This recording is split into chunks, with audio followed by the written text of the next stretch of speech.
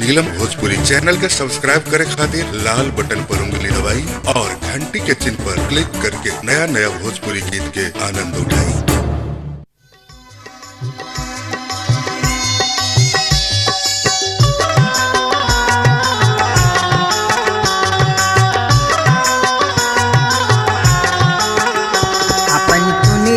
बचा के चलो न गोरिया, अपन चुनरी बचा के चलो न गोरिया, चलो न गोरिया हो, चलो न गोरिया हो, चलो न गोरिया, अपन चुनरी बचा के चलो न गोरिया, अपन चुनरी बचा के चलो न गोरिया।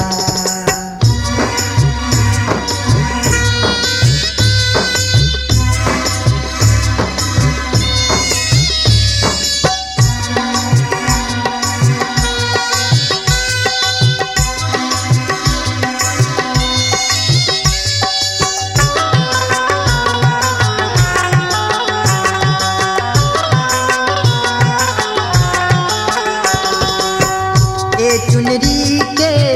जतन से राखिहा, ए चुनरी के जतन से राखिहा, ए चुनरी के जतन से राखिहा, चोरबा के अखियन से रखिहा, बचा के चला न गोरिया, अपन चुनरी बचा के चला न गोरिया, अपन चुनरी बचा के चला न गोरिया।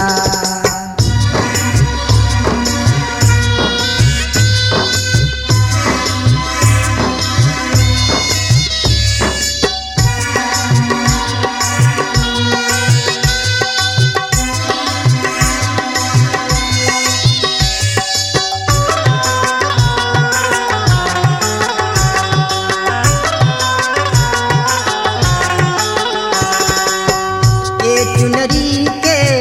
रंग बड़ा काचा, ए चुनरी के रंग बड़ा काचा, ए चुनरी के रंग बड़ा काचा, छूट जाई रंगवा चली न दोहरा के चला न गोरिया, अपन चुनरी बचा के चला न गोरिया, अपन चुनरी बचा के चला न गोरिया।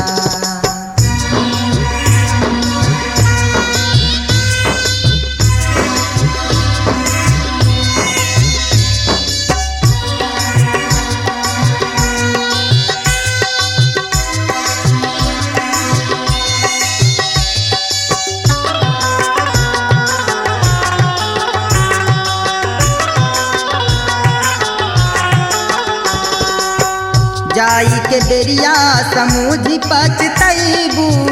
जाई के बेरिया समूझी पछतैबू, जाई के बेरिया समूझी पछतैबू,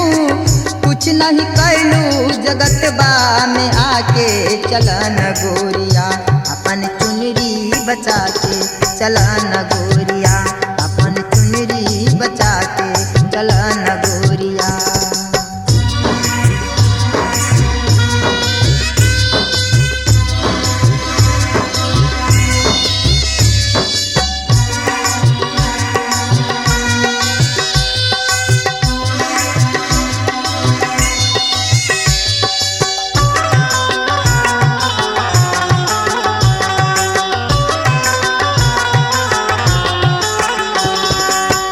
कहत कबीर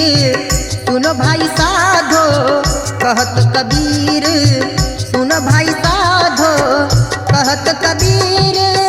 सुनो भाई साधो, मन के अचलवा रखिहा समझा के चला न गोरिया, अपन चुनरी बचा के चला न गोरिया, अपन चुनरी बचा के चला न गोरिया, चला न गोरिया हो, चला न गोरिया हो, चला न गोरिया, अपन चुनरी बचा के चला न गोरिया, अपन चुनरी बचा के चला न गोरिया, अपन चुनरी बचा के चला न गोरिया।